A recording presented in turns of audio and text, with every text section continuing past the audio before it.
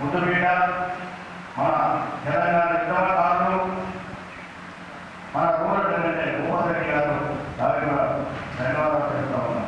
ఈ సభాధ్యక్షులు మన మీ ప్రియతమ నాయకుడు ఓమయ్య గారికి, వేదిక మీద ఉన్న పెద్దలందరికీ, మార్కెట్ సెక్షన్ అధ్యక్షుడు కమల్ ఇరానీ గారికి, మల్లేశ్వర గారికి, భోజన గారికి, వేదిక మీద ఉన్నటువంటి అమాయ సోదరులకి, శాఖ అందరికీ నేను ధన్యవాదాలు చెప్తా ఉన్నాను. గత 10 సంవత్సరాలు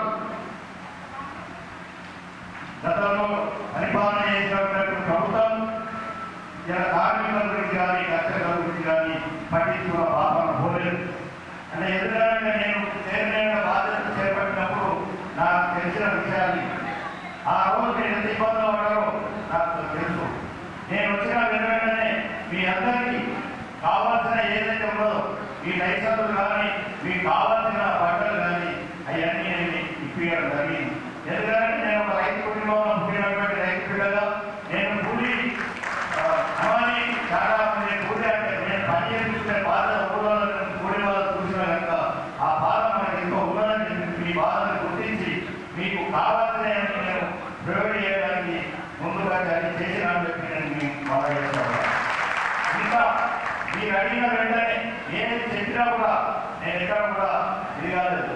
వ్యాపారస్తులను ఎక్కడ ఇబ్బంది పెట్టాలని మీకు మాత్రం మీకు కావాల్సిన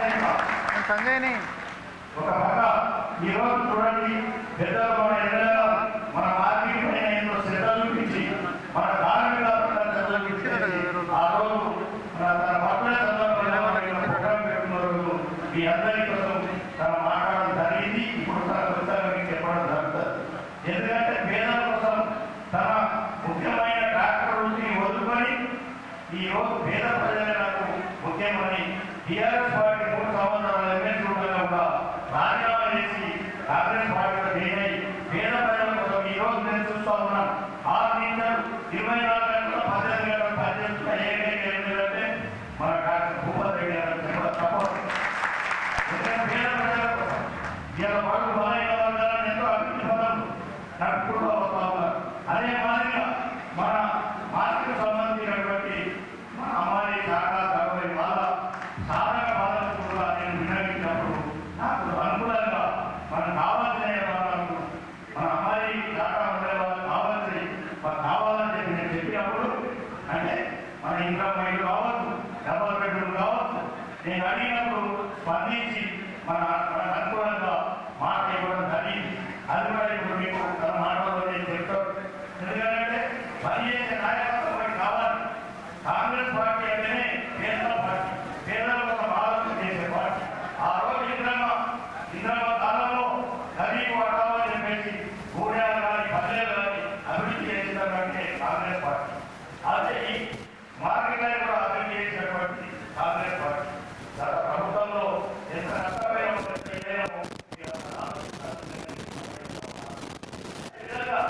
ఇప్పుడు మన ఏదైతే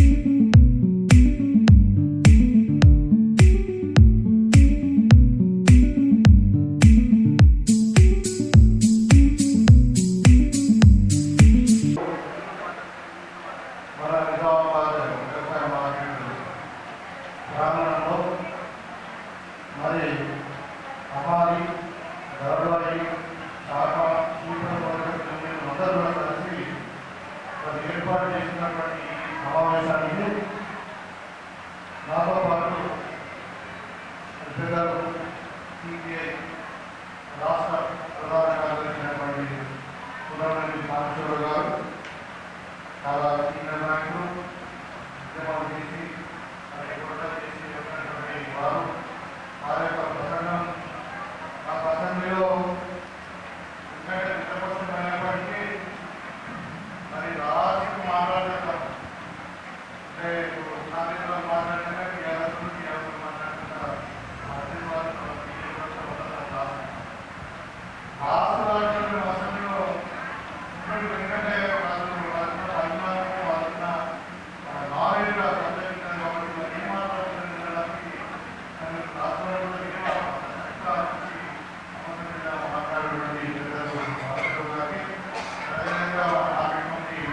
చైర్మన్ ఇప్పుడు రాష్ట్ర పార్లమెంట్ అధ్యక్షులు చైర్మన్ అయ్యారు ఇప్పుడు రెడ్డి గారికి, అదేవిధంగా మరి సాధారణ ఏపీకి రాష్ట్ర ప్రధాన కార్యదర్శి నరసింహన్ గారు, ప్రధాన ఉప ప్రధాన కార్యదర్శి ప్రవీణ్ కుమార్ గారు, రాష్ట్ర సహాయ కార్యదర్శి, అదేవిధంగా పి సుధాకర్ గారు, అది జిల్లా కార్యదర్శి, అదేవిధంగా రామకృష్ణ గారు, భూమయ్య గారు కూడా సిపిఐ నాకు నా ఎలక్షన్లో కూడా చాలా అదేవిధంగా వారికి మరి వేదికమైనటువంటి మలేష్ గారికి, అనంతరావు గారికి అందరూ వేదిక, అదేవిధంగా ముఖ్యంగా ఈ అసోసియేషన్ సంబంధించినటువంటి కార్మిక సోదరులకు, అదేవిధంగా ఇక్కడ కార్మిక సోదరులు అసోసియేషన్లు అందరికీ కూడా నమస్కారాలు. నిజంగానే ఒక విధంగా సంతోషంగా ఎందుకంటే ఇంతమంది మనం కలిసి ఒక మీటింగ్ పెట్టుకొని మన సమస్యలను పరిష్కరించాలని ప్రభుత్వానికి సమస్యలను చర్చించుకుంటున్నాం. అంటే నాకు విధానం ఇప్పుడు ఈ గతంలో ఎక్కడ జరిగినట్లే మన మార్కెట్ గతంలో 19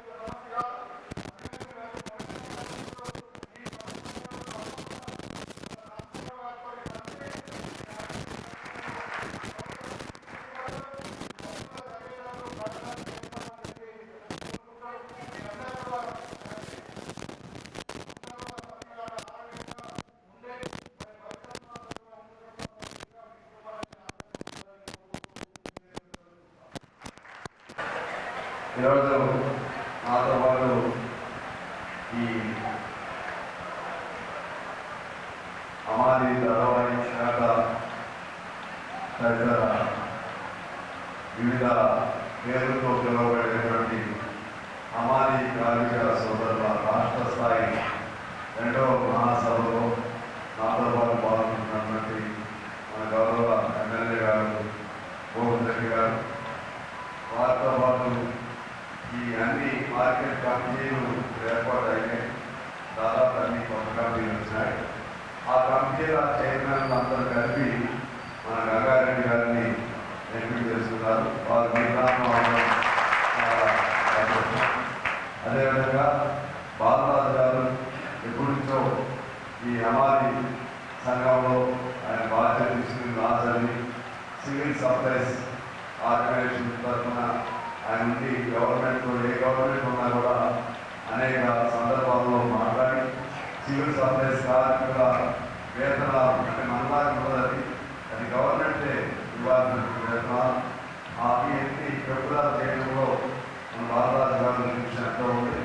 ఈ మధ్య కాంగ్రెస్ గవర్నమెంట్ కూడా మాట్లాడి పెరుగుదల చేయడంలో ఈ మధ్య కూడా పెరుగుదల చేసాం. నేను కూడా మాట సాయం వారు చేశాను. మన బాలరాజు గారు ఇప్పుడు ఈ అమాని సంఘం ద్వారానే ఇవాళ ఏఐటీసీ జనరల్ సెక్రటరీ అయ్యారు. వారికి అభినందనలు. అదేవిధంగా చాలా చక్కటి నిర్మాణ ఖర్చులు ఉన్నాయి. ఒకసారి కూడా నేను చూశాను.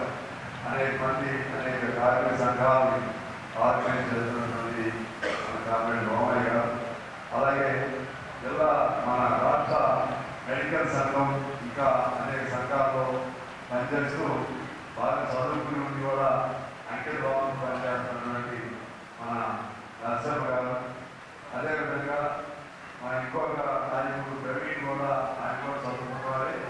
కానీ ఈ కార్మికుల కోసం వాళ్ళు ఆకర్షితులై కార్మిక సంఘాల్లో పనిచేస్తున్న హైదరాబాద్ తెలిసిన ప్రవీణ్, అలాగే మన సుధాకర్ జిల్లా కలిసి సుధాకర్ కూడా ఈ రెండు కలిసి పార్టీ కార్మికులు సమస్యలు చేసుకుంటూ ముందుగా జిల్లా కార్యదర్శి సుధాకర్ గారు, విలాస్ గారు అంటే చాలా బాగా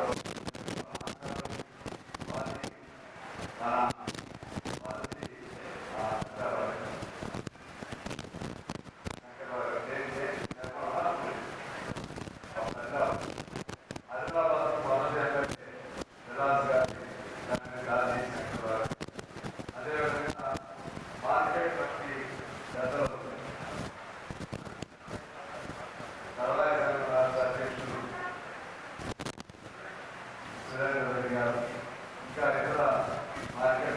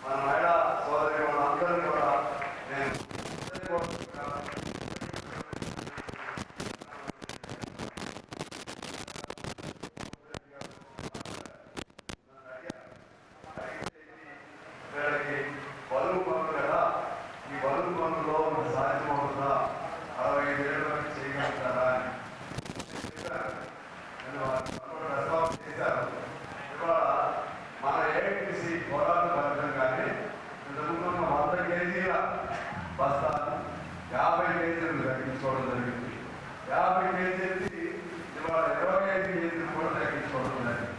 కాబట్టి అది పెద్ద సమస్య కాదు. ఇంకోటి చెప్పాలంటే సెక్రటరీలో బాగా గాలి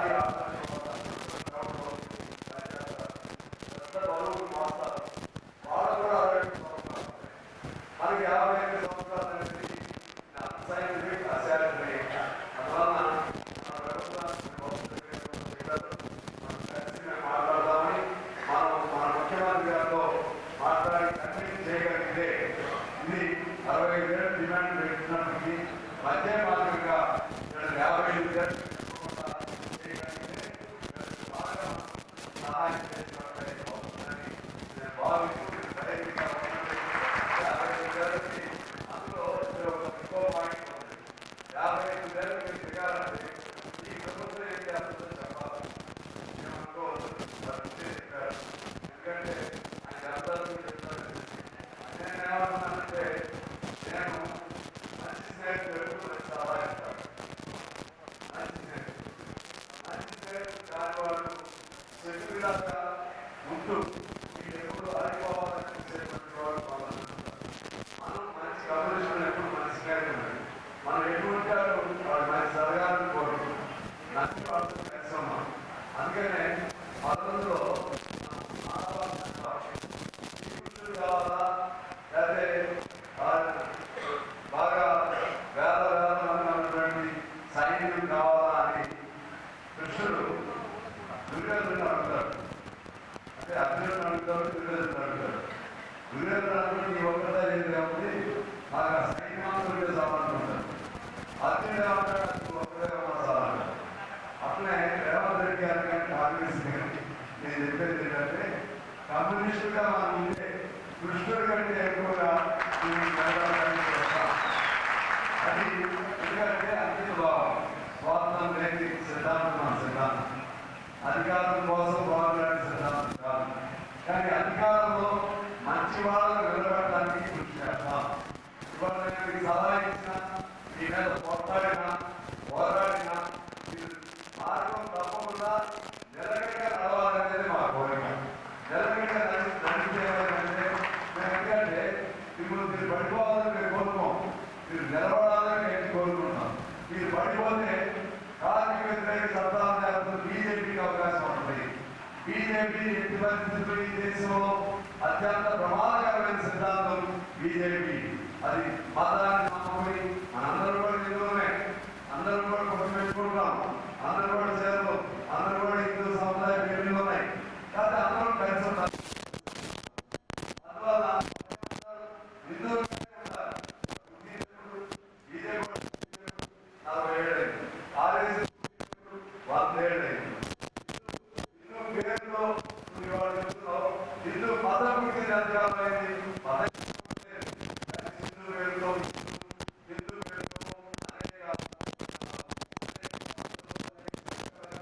అనేక బాయిలుగా ఉన్న అన్ని కలిపి హిందూ మతం అంటాం. ఇది ఎంతకాలమైంది? 5 మొత్తం పుస్తకాలని అధ్యయనం చేసి నిర్యాణ సంవత్సరాలు సైంటిఫిక్ రుజువు చేసి సంవత్సరాలు అదే సందర్భంగా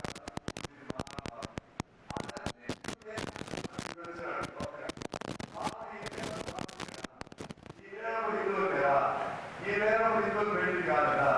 అంటే కాంగ్రెస్ కమ్యూనిస్ట్ పార్టీ వాళ్ళ హిందువులు ఎవరు హిందువులు కాదు. వాళ్ళ గడ్డ వేసుకుని జై శ్రీరామ్ మంచిగా చెప్పాడు. అందరం